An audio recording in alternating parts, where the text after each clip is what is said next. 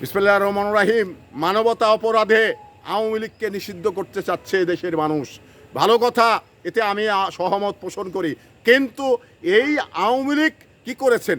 বাংলাদেশের মানুষকে খুন করেছেন, গুম করেছেন, এদেশের অর্থ লুপাট করেছেন, যার কারণেই তাদের বলা হচ্ছে যে তাদের রাজনৈতিক দল হিসাবে নিষিদ্ধ করতে হবে, তাদের কর্মসূচি বাংলাদেশে করতে দেওয়া হবে না। এটাই তো জনগণের প্রত্যাশা। তো সেই জায়গা থেকে এই যে জামাত ইসলাম, ওনারা যে ৭১-এ এই বাংলাদেশের বিরোধিতা করেছেন, এই মুক্তিযোদ্ধাদের বিরোধিতা করেছেন, তাহলে আওয়ামী লীগকে যদি নিষিদ্ধ করা হয় এবং আওয়ামী লীগকে যদি নিষিদ্ধ করা যায়, তাহলে সেই ক্ষেত্রে আওয়ামী লীগের পাশাপাশি জামাতকেও নিষিদ্ধ করতে হবে। জামাতেরও রাজনৈতিক কর্মকাণ্ডগুলো স্থগিত করে রাখতে হবে। কারণ এই জামাত গণহত্যা চালিয়েছেন ৭১-এর সময়, এই জামাত এদেশের বিরোধিতা করেছেন, এদেশের মা বোনের ইজ্জত নষ্ট করেছেন। তো তাহলে এই জামাত এটি রাজনৈতিক দল হিসাবে এদেশে তাদের কার্যক্রম চলতে পারে না, চলতে দেওয়া হবে না। যে আওয়ামী লীগ যে অপরাধ করেছে, সেই অপরাধে কিন্তু অপরাধী জামাত ইসলাম।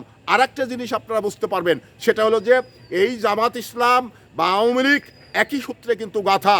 কারণ এই আওয়ামী লীগের ভোট নেওয়ার জন্যে জামাত ইসলাম যথেষ্ট তাদের সঙ্গে পেটের ভিতর করে রেখেছেন, যথেষ্ট তাদের দহরম মহরম রয়েছে। তো সেই জায়গা থেকে জামাত ইসলামকে আসলে যে নিরপরাধ জামাত ইসলাম বলবে, এটা কিন্তু জামাত ইসলামের বলার সুযোগ নেই।